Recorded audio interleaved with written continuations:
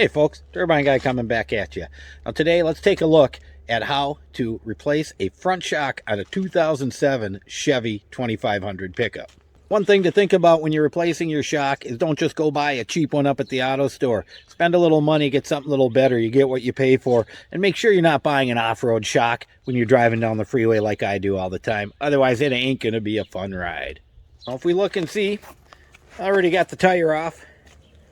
And I pulled the inner well out of there too, and that was basically a few bolts and some body clips. Now these body clips, as we can see right here, you have to pop that top off before it'll pop out. The last thing you got to do is pop a bunch of these guys out of there that got stuck in at the factory. So you get everything popped out, that whole thing comes out. Then it's pretty easy. You get your wheel turned the right way. You can get down at that bottom shock bolt fairly easily. That's a 13/16. That came off fine. But of course I got a problem up on top where it's all nice and crusted.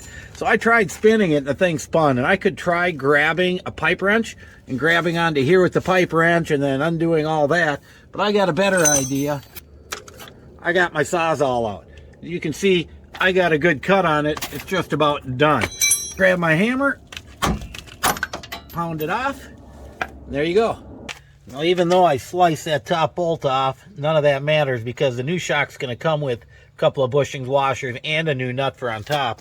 But down for the bottom, you got to reuse that same bolt from before. Make sure you keep that and keep it in good condition.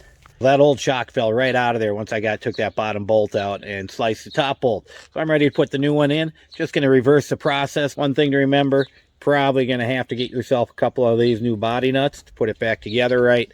Well, there you have it, folks. That's how to change out a front shock in a 2007 Chevy 2500 pickup truck. Turbine Guy, signing off.